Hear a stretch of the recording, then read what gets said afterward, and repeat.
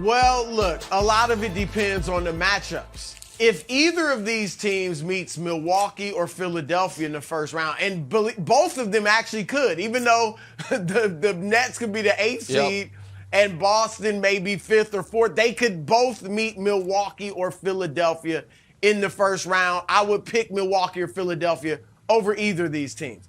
But to answer the question, just kind of throwing it out there, I'm going to go with Boston. And I know that'll probably be surprising to some people because Brooklyn's got the best player, obviously, on the two teams, and that being Kevin Durant. But there's just too many questions about the Nets, period. I mean, we still don't know if Kyrie Irving is going to be able to play home games at any point this season or postseason. And it's kind of looking like, no, we thought, oh, here it comes. And now it's like, maybe not. So there's that. And then secondly, Ben Simmons, when is he coming back? Is he coming back this season? And if he does come back, where will his headspace be? So those are serious questions. And I thought yesterday it showed. Now I know the Nets' numbers offensively look pretty good. But I thought it was a lot of the offense was disjointed because of the lack of continuity with Kyrie not having played in a while, just because they had been at home, right? So there was a lot of one-on-one with Kyrie, a lot of him over-dribbling. Now, Boston's defense kind of forces ISO play, but I just thought it looked very disjointed, and that's probably how it will be just because of the lack of continuity and chemistry because he's not there. That's why I think they'll be better next year. Boston, on the other hand, Nick, best defense in the league since January 1st, and really, arguably all year they've been the best. They're second best in the league, officially. And offensively, remember when Marcus Smart said months ago, oh, Jaylen Brown and Jason Tatum don't pass. Well, now they do. Last 3 months, the turnaround is not, everybody's focused on their defense. The defense has been pretty good all year. The turnaround is the offense. They're now getting more passes, moving the ball more, and that's opening it up for Tatum. So I think Boston is dangerous, and not to get to the finals, but a dangerous team in the Eastern Conference. No. Boston is right where they are most comfortable over the last 30 years, aside from the brief time Kevin Garnett saved them, which is, frisky. Look out for them next year. The Celtics, the bright future, steal line from Kevin O'Connor, the bright future Celtics. It's always around the corner. Because here's the reason the answer is the Nets is very simple. Kevin Durant. And you listen, I am not a believer in the Nets. However, if we're talking about can Kevin Durant go inferno for a round and beat a better team? Yes. Can the Celtics? No. Because I understand that it is not always like this, and I understand that a lot of the smarter NBA folks like to pretend this isn't the case, usually in their explanations as to why allegedly great MVPs don't win, a playoff series or something. However, if you have the best player on the court, usually win the series.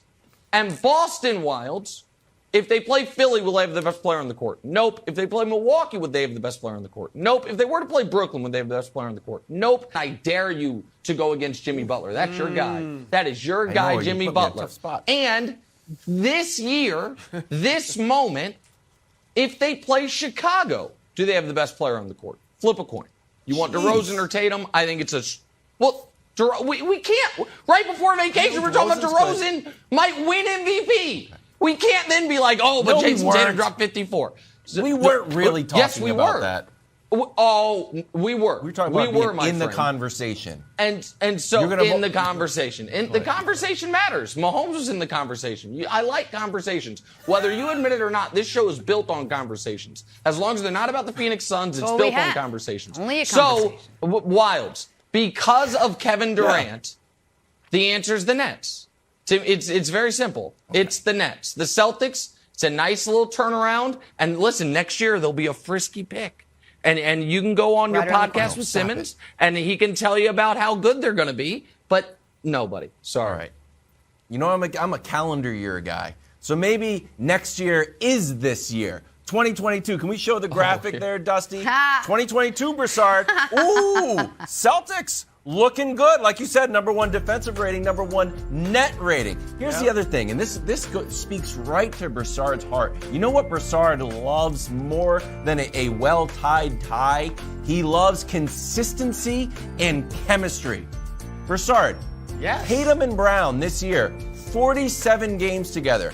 You know how many games Kyrie and KD have played in their entirety? So I think the consistency that we've been waiting for, like, oh, you're starting to see it with the Celtics. Maybe they just had a nice little weathering period, and all of a sudden, new coach and Tatum and Brown have figured it out. And finally, like, I'm not willing just to say, and I don't think Jason Tatum is either, after averaging 41 points the last 3 games, that he's all of a sudden has to take a back seat to guys, although I love him, Jimmy Butler and DeMar DeRozan. I think he thinks that he can play with anybody. And I think yesterday was a response a little bit to LeBron. When one guy has a big game in the league, it's interesting to see the other superstars say, you know what? I'm going to have a big game. Ooh, I'm going to have a big. If LeBron had a big game, I'm going to have a big game. I think Tatum thinks he's right there. He's a superstar.